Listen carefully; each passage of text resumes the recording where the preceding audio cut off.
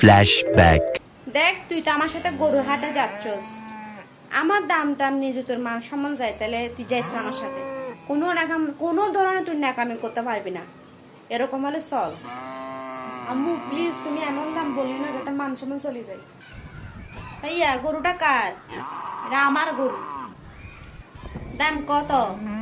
একদম 1.5 লাখ। কি বলেন 1.5 লাখ?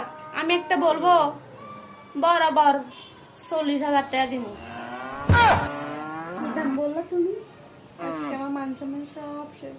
ভাই দেখেন আমি এই মহিলাটাকে চিনি, এই মহিলাটাকে আমি যাই না, আমি যাই গই 40,000। 40,000 টাকা দিয়ে গরুর দড়ি খাবেন দেখেন গা তো, প্রত্যেকের গরু কিনে হাটে গরুর কাছে।